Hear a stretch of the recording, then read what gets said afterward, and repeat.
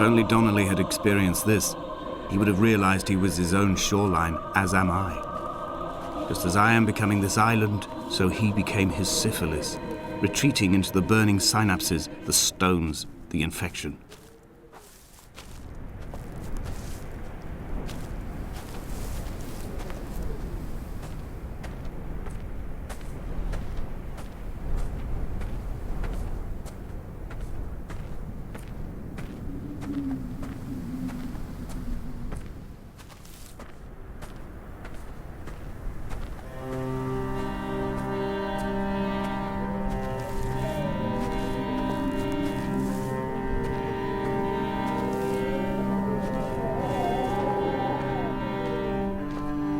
Headlights reflected in these retinas.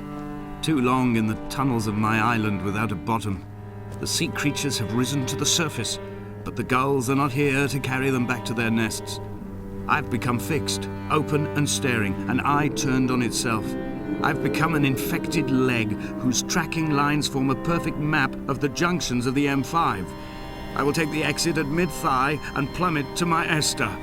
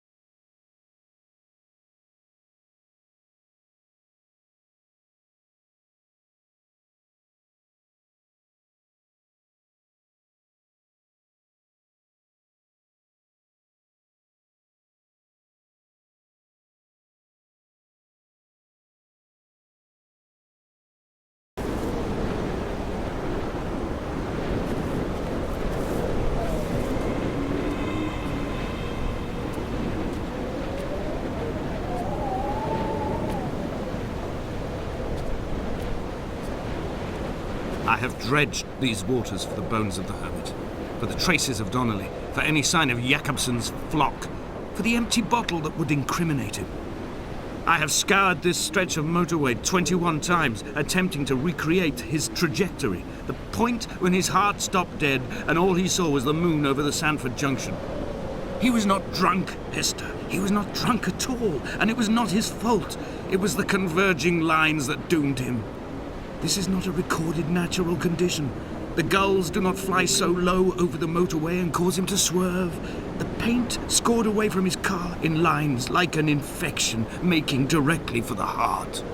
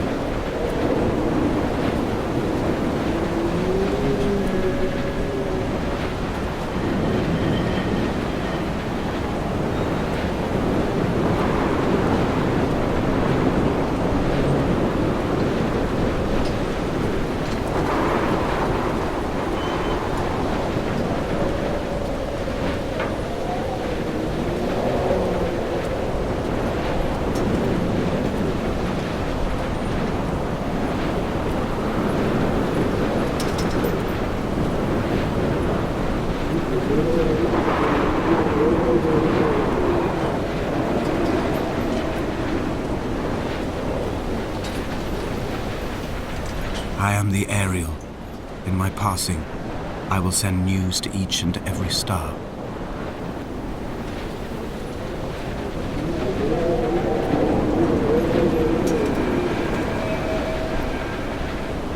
Dear Esther, I have burnt my belongings, my books, this death certificate.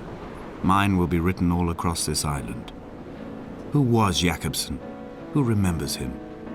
Donnelly has written of him, but who was Donnelly? Who remembers him? I have painted, carved, hewn, scored into this space all that I could draw from him. There will be another to these shores to remember me. I will rise from the ocean like an island without bottom, come together like a stone, become an Ariel, a beacon that they will not forget you. We've always been drawn here. One day the gulls will return and nest in our bones and our history. I will look to my left and see Esther Donnelly flying beside me. I will look to my right and see Paul Jakobson flying beside me. They will leave white lines carved into the air to reach the mainland, where help will be sent.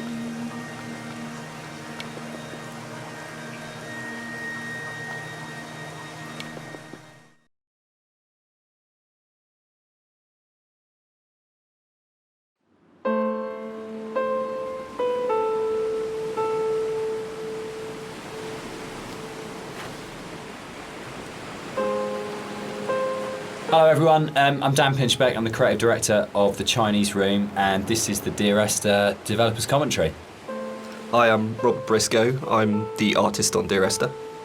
And I'm Jessica Curry, and I was the composer on the game. So what you're looking at today is a remake of a mod. Dear Esther started off in 2007 as a Half-Life 2 mod that did really, really well in the modding community, which was fantastic, and as a result of that attracted the attention of Rob, who worked as the primary developer on a Source remake of the game that was released in 2012. And this year is another remake where it's been updated for a cross-platform release, and we wanted to add in this developers commentary just to give you a bit more of an insight into some of the ideas behind the games that came together.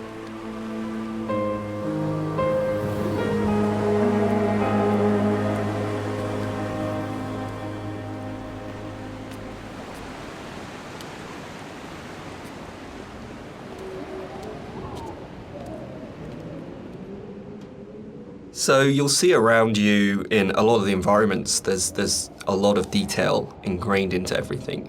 One of the things that I wanted to do with Dear Esther is bring the visuals up to the same kind of level of detail that Dan and Jess had put into the other areas of the game. So all of the history and the kind of hidden pieces of story that are intertwined with the VOs and the music and stuff, I kind of wanted to bring some of that into the environments.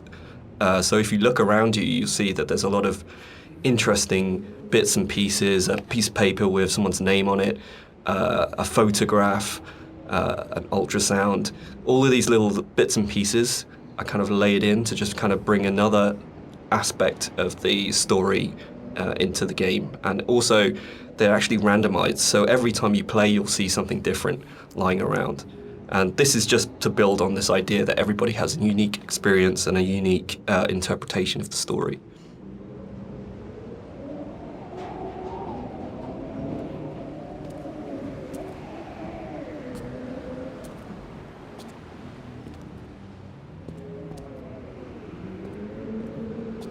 So you'll see around you in a lot of the environments, there's a lot of detail ingrained into everything. One of the things that I wanted to do with Dear Esther is bring the visuals up to the same kind of level of detail that Dan and Jess had put into the other areas of the game. So all of the history and the kind of hidden pieces of story that are intertwined with the VOs and the music and stuff, I kind of wanted to bring some of that into the environments. So if you look around you, you'll see that there's a lot of interesting bits and pieces, a piece of paper with someone's name on it, a photograph, an ultrasound. All of these little bits and pieces are kind of laid in to just kind of bring another aspect of the story into the game. And also, they're actually randomized, so every time you play, you'll see something different lying around. And this is just to build on this idea that everybody has a unique experience and a unique interpretation of the story.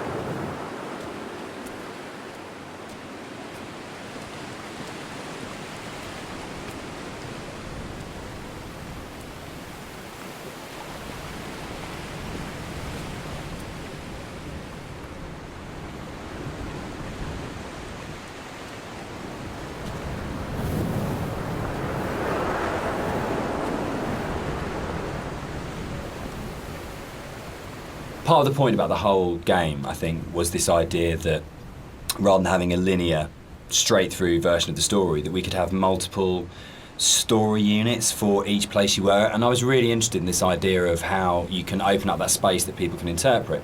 So I loved the idea that you could have two people that had played this game and then would have a conversation about it, and one of them would say, oh, what did you think about when this happened? And the other person would be like, well, that didn't happen for me. I had a completely different event happen or a completely different story happen.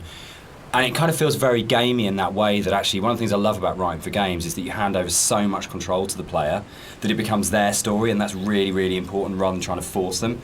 So using randomised blocks of voiceover in the game and the kind of randomised prop details that Rob was talking about means that it gives it a really different feeling every time you go through. And that's kind of interesting for me, because I like the idea of going, well, not everyone has to have the same experience, and because it's interactive, you have the capacity to have very different experiences occupying the same space.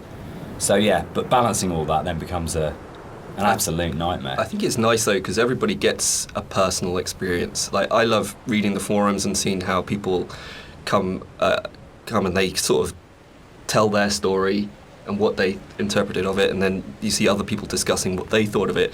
And to me, it's kind of nice because everybody takes something unique away from it.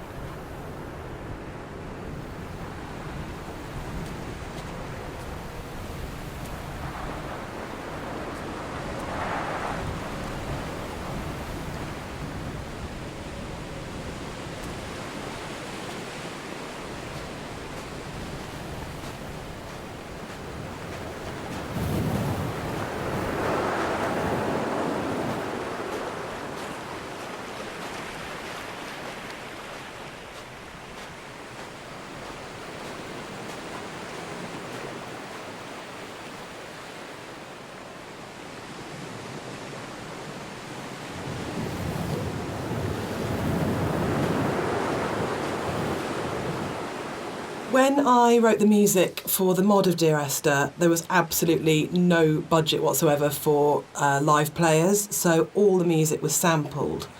But one of the good things about that is it actually forced me to be quite creative about how I wrote the music. So with my background in sound art, I wanted to use samples in a different way that wasn't just using it to sound like a violin. I wanted to time stretch and manipulate samples to make something different and strange and quite unique. But then when we got the Indie Fund money, I had the amazing opportunity to re-record the music with live players. And that was so exciting for me, actually, because that's where it comes to life. And I thought long and hard about whether to write new music, going from the mod to the commercial version. But actually, I decided that my initial and original emotional response to the game was probably going to be the strongest response and reaction that I had. So I just literally, the music that I'd written for samples, I then wrote out for live instruments. But what they bring to it is transformative, actually. And I think The Beach is a really good example of this, where, you know, you have these awful samples soaring away, and then you have the string quartet playing this very bleak, very sparse music, and they bring the presence of the island immediately to it, and it comes to life. And that's the exciting thing about it. It wasn't a huge budget, but just having that experience of working with the players was just magical.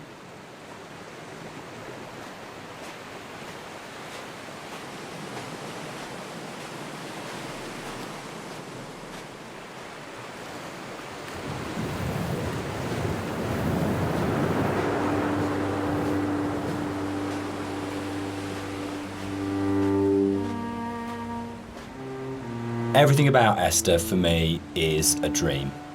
The landscape is not an island, it's the dream of an island. The music is like music that you wake up because you've heard in your sleep, but you're not conscious of hearing it. And the language in the story was supposed to be like that as well. It didn't matter the sense it made, it was more about the kind of the shapes it created, if that makes sense.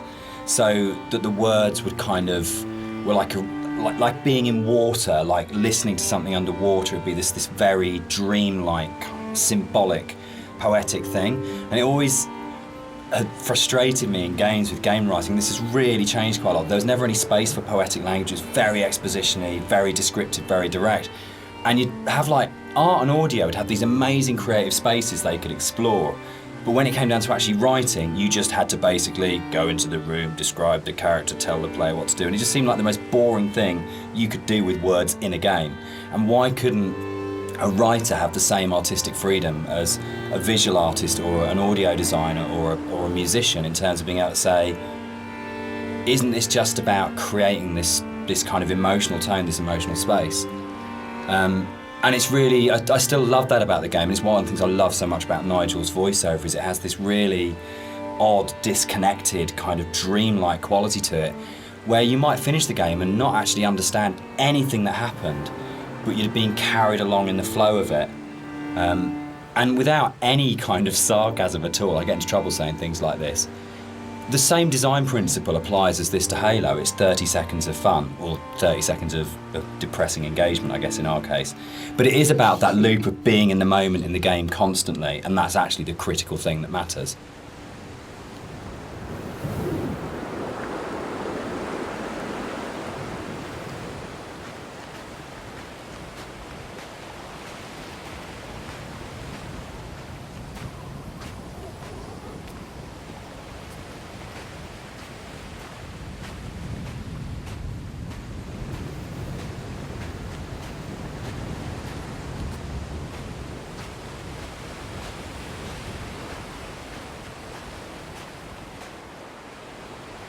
This symbol on the beach, which is the golden ratio, it's one of the only things that's really left explicitly from the mod. In the original mod, there was an awful lot of more kind of symbols and kind of a much more kind of mystical, sort of magical element to the island. There was a lot of very weird stuff in there.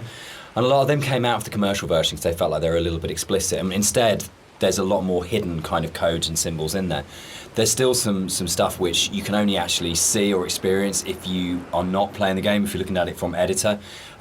We had in the original mods things like trees planted to mirror the shape of the M5, or there's a whole bunch of things that are there to represent star clusters and all kinds of things like that. And we'll probably talk a bit more about kind of like hidden details and the secrets in the game as we go through. But that was really interesting for us in terms of the design of it, of going, you've got your kind of, your conscious, explicit play experience, but games are always constantly manipulating your mood and your feelings and the decisions you're making. And so really trying to create a space that had all of these kind of subliminals in it was a really interesting thing that we wanted to do, both with the original, and then I think it got lifted up into a much more sophisticated version when we went to the commercial, because Rob was able to bring that sort of level of artistry to the visuals that really got that kind of sense of hidden meaning in there. And that was really important, given how kind of complex and symbol heavy and poetic the story is, where a lot of it doesn't actually make any sense, but it's about kind of leaving you with these, I guess, like the half-life of ideas and thoughts that you can't quite shake that stay with you. So we really were trying to get that blend of how music, story and visuals could all create that really sort of uncanny structure that you wouldn't necessarily be able to define properly, but you knew it kind of had a meaning that was staying with you.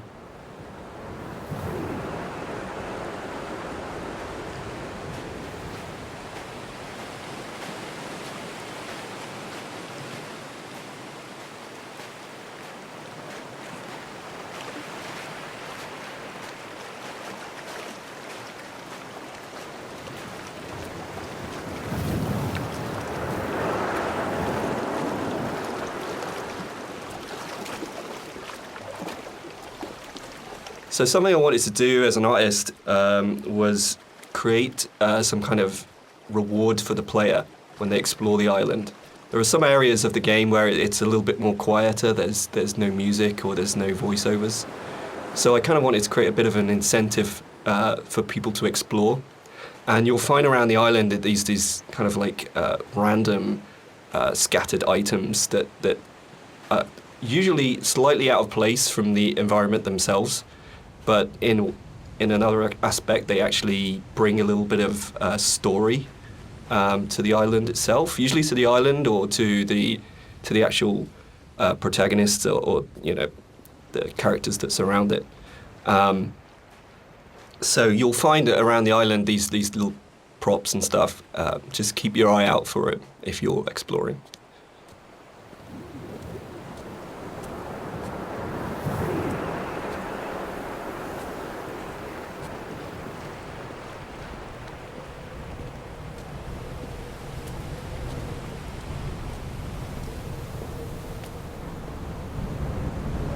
So people have asked why the Dear Esther's set on a Hebridean island.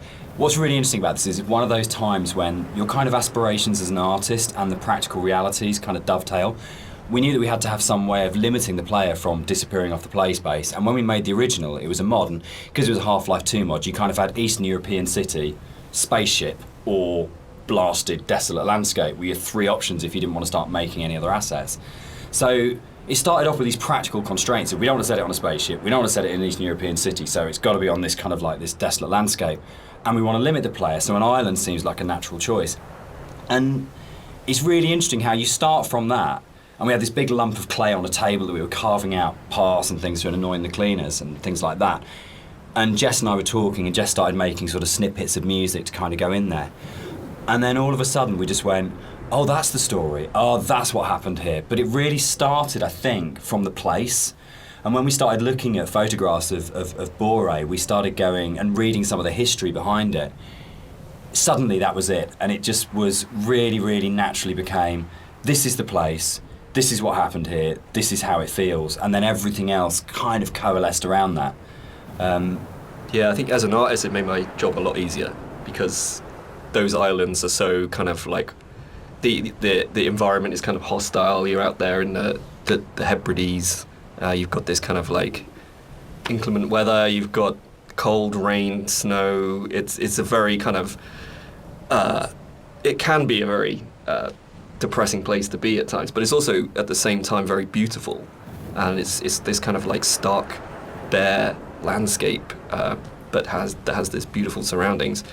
So it's, in terms of art, I think it really helped me to portray a lot of the themes in Dear Esther. And there was a natural fit with the music as well. It suggested a musical style, which was really key, I think.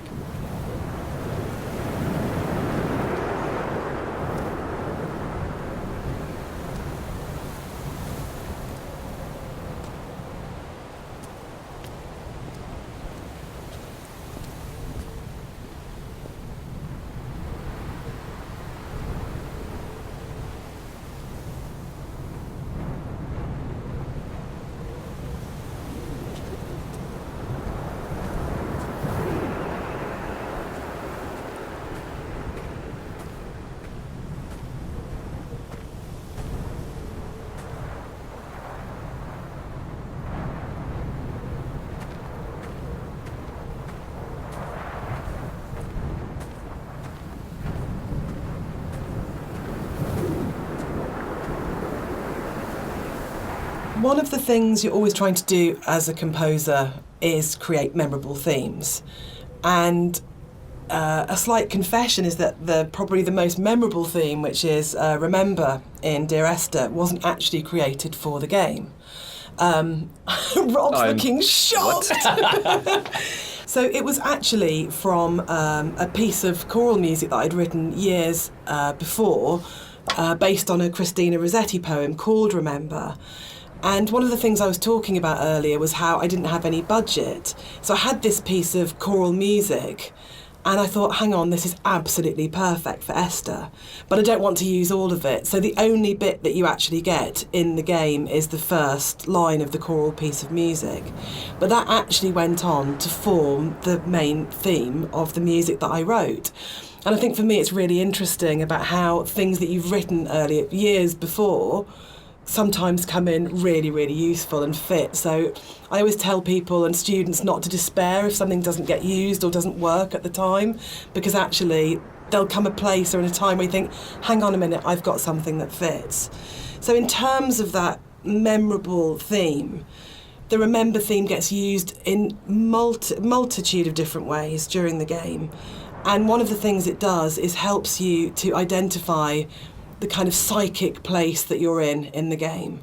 So the theme is played in lots of different ways, and actually you'll notice that as you go through the game, it becomes more and more broken and more manipulated and broken down as the player goes through the journey and as you're psychologically struggling to get to the end point in the game. So music's really, really useful for highlighting the psychological mood, and we talk a lot about psychogeography, which always sounds a bit pretentious, but actually I think it's really important to what the three of us did in the game. Yeah, absolutely. Dan, maybe you want to sort talk of like a bit the about core that. kind of idea about psychogeography. If you're not in the place you're in, is not the place you're in, or you create the place you're in. It's not just as you're here and then the landscape's out there, but you don't navigate like a city by street signs and by those kind of formal things. You navigate it by the things which are significant to you in the way that you've lived in that space. And I think that was really kind of key to, I think it's really central to how the fusion of art and story and music come together in Dear Esther,